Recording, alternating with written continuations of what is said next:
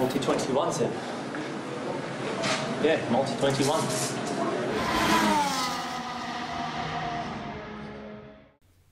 Bonjour à tous et bienvenue dans un nouveau bilan de fin de saison 2021. Aujourd'hui, on s'attaque aux écuries motorisées par Renault, McLaren et Renault. Et donc forcément avec nous, Louis. Salut Louis.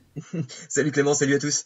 Eh bien, on va commencer tout de suite par l'écurie mère Renault. Alors bien évidemment, McLaren n'est pas l'écurie junior de Renault, mais l'écurie qui fournit le moteur, puisque Renault a terminé derrière McLaren cette saison.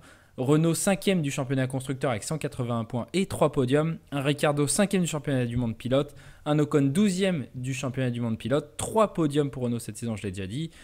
Que penser de cette saison de Renault, mon cher Louis ? Bah écoute, c'était une bonne saison de Renault, hein. C'est leur meilleure saison depuis leur retour en 2016. 3 podiums, c'est pareil, c'était une première depuis 2010, puisque si on met de côté la période Lotus. Donc c'était une très bonne saison pour cette écurie qui se reconstruit.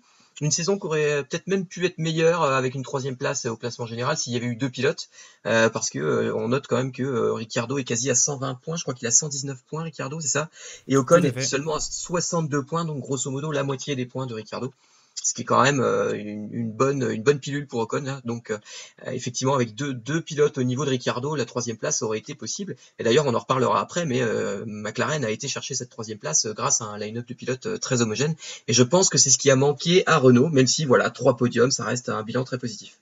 Alors, on va commencer par Ocon du coup, que je vais un peu défendre pour une simple raison, c'est que on est dans une année très perturbée, et Esteban Ocon a raconté que il avait mis 2 mois à se mettre dans le bain. Il avait mis 2 mois entre le moment où il est rentré dans la voiture en Autriche et le moment où il a vraiment commencé à performer, c'est-à-dire ça doit être à peu près au Grand Prix d'Italie ou quelque chose comme ça. Si on prend une saison normale, 2 mois, ça nous fait au Grand Prix de Monaco. Tu arrives à peu près au 6e, 7e Grand Prix de la saison et tu as encore 2 tiers de la saison pour scorer des points. Et souvent, c'est ce que font pas mal de pilotes qui changent d'écurie ou qui reviennent en F1, c'est que sur les 5-6 premières courses, ils sont pas bons. Et à partir de Monaco ou du Canada, tu commences à tirer les enseignements de la saison. Donc c'est vrai que comme Ocon s'est tapé 3 fois 3 courses en 11 semaines, ça fait directement 9 courses dans la tronche en début de saison. Et c'était délicat pour lui de se remettre en rythme. Et cette première partie de saison le montre. Par contre, je trouve que sur la deuxième partie de saison, il a été quand même un peu meilleur et un peu plus au niveau de son coéquipier, même si Ricciardo a bien évidemment dominé Ocon sur l'ensemble de la saison globalement. Alors ouais, je te rejoins un peu là-dessus, je suis pas 100% d'accord quand même. Effectivement, Ocon a semblé être un peu meilleur, en tout cas plus proche de Ricciardo en termes de rythme sur la fin de saison. Il a peut-être eu un petit peu de malchance aussi sur la fin de saison, mais si t'enlèves sa 2e place à Sakir, où il marque 18 points, il marque quand même très peu de points sur la 2e moitié de saison, hein. Si je reprends à partir de l'Italie, d'après l'Italie et de la Toscane, si on prend les 2 mois après le début de la saison, il marque pas de points, il marque 6 points, ce qui est un bon résultat, mais sans plus. De nouveau pas de points, 4 points, de nouveau pas de points, de nouveau pas de points, 2 points. Sa 2e place à Sakir, puis de nouveau 2 points seulement. Donc ça reste quand même déjà pas très régulièrement dans les points et pas non plus des grosses performances comme a pu le faire Ricciardo, qui marque régulièrement plus de 10 points, qui a été chercher une paire de fois le meilleur tour en course. Donc voilà, un Daniel Ricciardo en plus qui, à mon sens, est un des meilleurs pilotes quand il s'agit d'aller chercher les opportunités et de maximiser les points obtenus en course. Et ça, c'est vraiment une donnée clé lorsqu'on parle du milieu de grille où si tu t'es bien placé et que ça abandonne devant, tu peux monter sur le podium, tu peux te retrouver à mettre des 4e, 5e places, donc des gros points, quand Ocon est 10, 12e et qui va rentrer 8, 9e à la place, quoi. C'est vrai que tu fais bien de parler de ça pour Ricciardo. Pendant longtemps dans la saison, on a parlé de 3 voitures devant, Hamilton, Bottas, Verstappen, et celui qui était derrière pouvait profiter en cas d'abandon d'un des 3 devant d'une place sur le podium. C'est ce qu'a excellemment bien fait Ricciardo au Grand Prix de l'Eiffel, au Nürburgring, et surtout au Grand Prix d'Émilie-Romagne à Imola, où là vraiment, dès l'abandon de Max Verstappen, lui est allé sécuriser cette 3e place, et ça c'est quelque chose que peu de pilotes sont capables de faire sur le plateau. Peut-être un autre qui était chez McLaren cette saison, on en reparlera après. Mais c'est vrai que Ricciardo a été super précieux. Et tu l'as dit, il a souvent marqué des points. Si on enlève la première course qui a été très chaotique pour tout le monde globalement, hein, c'était un Grand Prix dont on ne pouvait pas tirer beaucoup d'enseignements. Sur les 16 Grands Prix restants, il a marqué des points 14 fois. À part sur le 2e Grand Prix à Silverstone et le Grand Prix en Espagne. Mais l'Espagne, c'était un peu difficile pour les Renault. Et c'était vraiment très très très loin, que ce soit en qualif ou en course.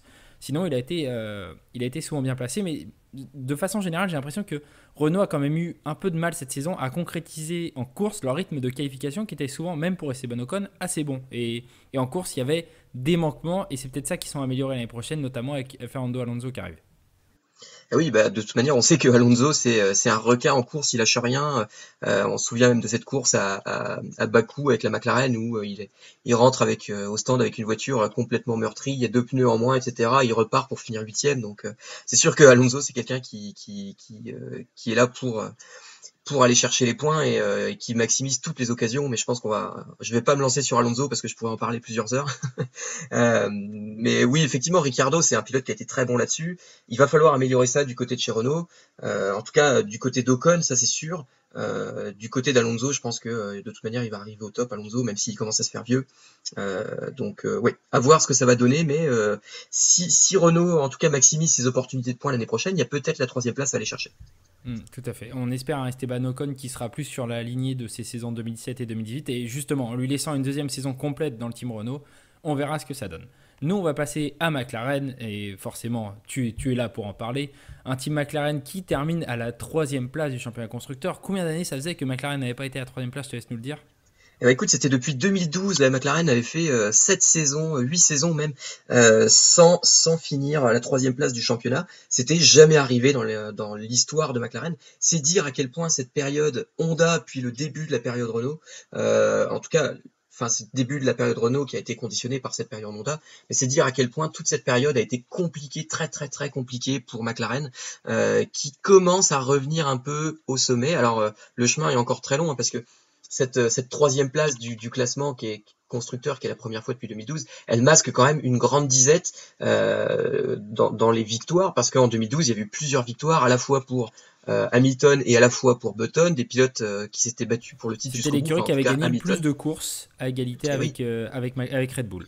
Voilà, mais qui avait une voiture assez peu fiable en 2012, ce qui fait qu'ils avaient terminé seulement 3e du championnat constructeur. Là, on est quand même très loin de ça, parce qu'il n'y a que 2 podiums.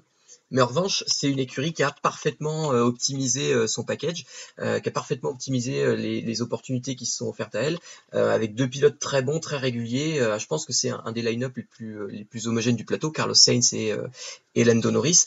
Et voilà, au final, ça a payé. J'ai eu quand même très peur en fin de saison avec ce double podium et cette victoire de Perez, enfin en tout cas pour Racing Point à Sakir. Je me suis dit ça y est, la 3e place du championnat est pliée. Ça va être pour Racing Point qui a une voiture jugée illégale en début de saison. Et puis finalement, McLaren s'est très très bien rattrapé sur le dernier Grand Prix et bravo à eux, ils ont fait ce qu'il fallait.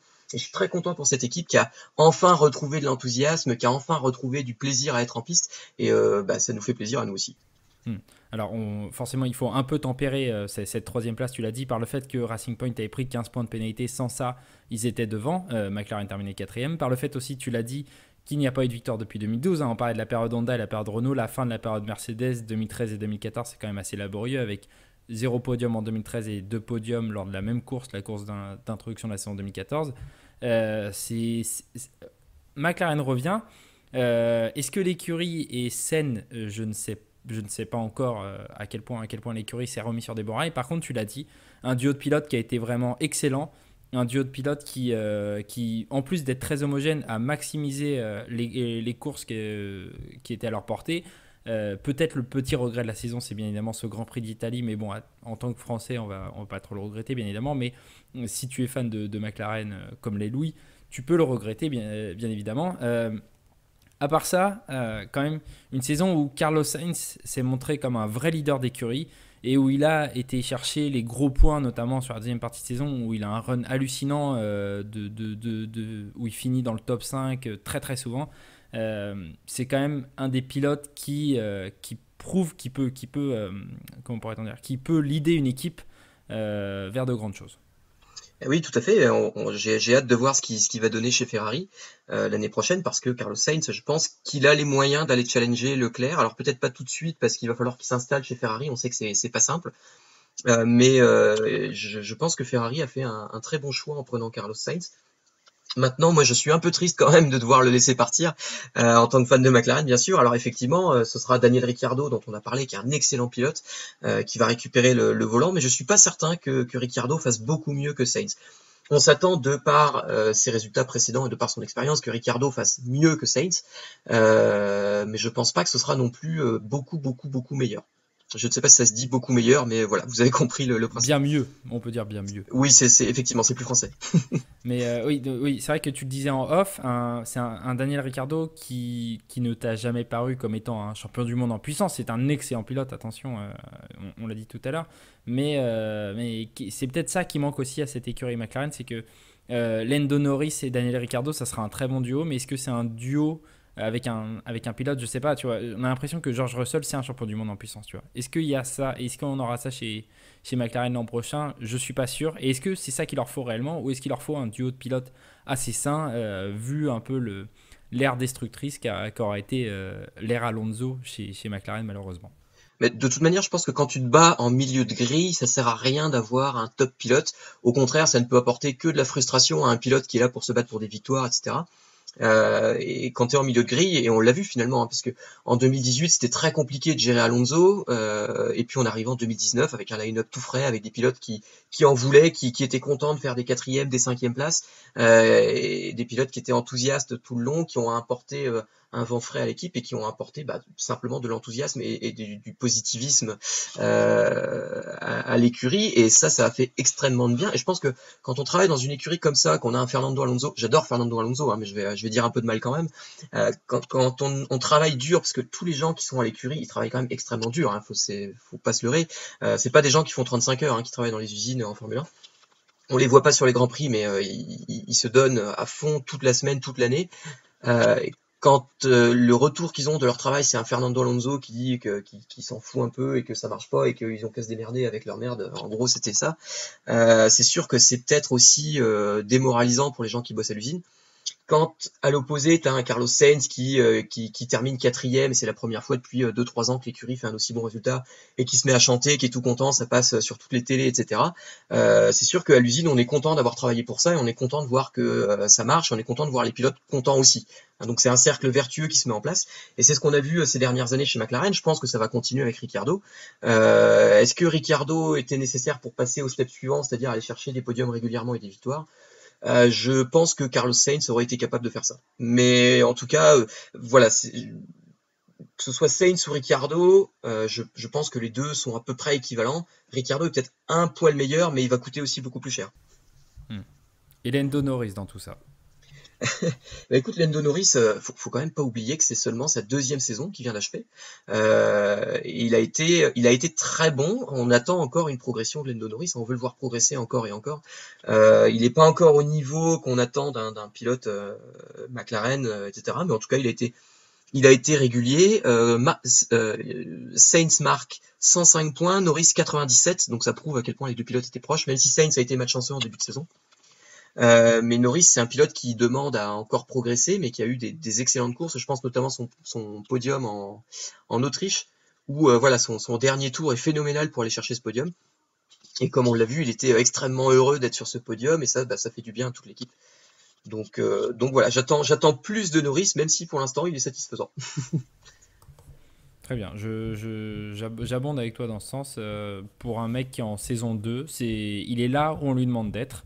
Et bien évidemment, quand on sera en 2022, on lui demandera un peu plus. Mais là, pour l'instant, il fait le taf, il fait ce qu'il faut. Et tu l'as très bien dit sur Sainz, et on peut ajouter sur lui aussi, c'est que c'est des mecs qui viennent avec une excellente humeur et ça fait sans doute plaisir, tu fais très bien d'en parler, aux gens de l'écurie de travailler pour ces mecs-là qui ont le smile à chaque fois et qui sont très contents quand ils vont faire le podium de Norris, ils chantaient, c'était super cool. Et forcément, quand tu commences une saison comme ça aussi, ça te met tout de suite dans l'ambiance, et c'est un très bon début de saison pour McLaren de tout de suite faire un podium et de continuer sur leur lignée du podium du Brésil 2019. Ah oui, je pense que ce premier podium dès la première course, c'était la première ou la deuxième, je me souviens plus, je crois que c'était la première. C'était la première course, oui, parce on avait commencé avec 2 courses en Autriche. C'est vrai que ça a dû en plus mettre une super ambiance à l'usine, et ça a dû leur donner envie de beaucoup plus. Et je pense que voilà, c'est comme je l'ai dit, ça crée un cercle vertueux avec des mecs qui vont être encore plus motivés pour taffer dur à l'usine, pour vraiment apporter des évos qui marchent sur la voiture. Et si ça marche pas, c'est pas grave, on sait que ça peut marcher, on sait que tout le monde est content, on va travailler en ayant envie de faire mieux, et ça c'est quelque chose qu'il faut voir. Et typiquement, c'est quelque chose qui ne doit plus vraiment exister à l'heure actuelle chez Haas par exemple, qui est entré dans une spirale assez négative, par exemple, à l'inverse. Effectivement, As, on en parlera lors du bilan des moteurs Ferrari, qui arrivera en dernier sur la chaîne, puisqu'on fait dans l'ordre de points par moteur, et le moteur Ferrari dernier. En tout cas, on attend impatiemment cette saison 2021 pour les deux teams, qui ne seront plus équipés du moteur Renault toutes les 2 années prochaines. Renault restera bien évidemment avec son propre moteur, mais McLaren passera chez Mercedes, ça sera très intéressant à voir. On en parlera bien évidemment aux essais de pré-saison, de voir Ricciardo passer en orange, de voir Fernandieux Alonso, puisque comme Louis et moi sommes les deux seuls de cette émission à l'appeler Fernandieux, nous avons le droit ici, c'est notre terre. Oui, Aurélien ne nous en voudra pas. C'est notre dieu à tous, donc voilà, c'est approprié. Si Aurélien nous entendait, il se couperait les choses de la vie sous un poster de Mark Webber, mais il n'est pas là, donc on fait ce qu'on veut. L'année prochaine, le retour de Fernando Alonso chez Renault, on attend ça avec impatience. Merci Louis d'avoir parlé de Renault et de McLaren. Je sais que c'est un plaisir pour toi de parler de ces deux écuries-là. Ah oui, c'est toujours un plaisir. On ne t'a pas invité pour Ferrari, et heureusement peut-être, sinon certains se seraient pendus eux aussi. De nouveau, oui. En tout cas, voilà, merci à tous de nous avoir suivis. N'hésitez pas à vous abonner, à mettre la cloche, à nous rejoindre sur Twitter aussi. Tu peux nous rappeler le Twitter peut-être, Clément ? @multi21-8, je crois, ouais, podcast. Il est directement dans la bio, bien évidemment, tout comme le site internet qui est lui aussi dans la bio, www.multi21.fr. Merci de vos retours sur Twitter d'ailleurs, sur tous les articles. Merci de vos retours sur le site, puisqu'on fait pas mal de vues sur chaque article et ça nous fait plaisir. On l'a déjà dit, mais on vous le redit, c'est super cool que vous adhériez à cette ligne éditoriale un peu différente de l'actualité. Donc voilà, merci à tous et on se dit à très bientôt pour de nouveaux bilans de fin de saison. Salut! Salut à tous!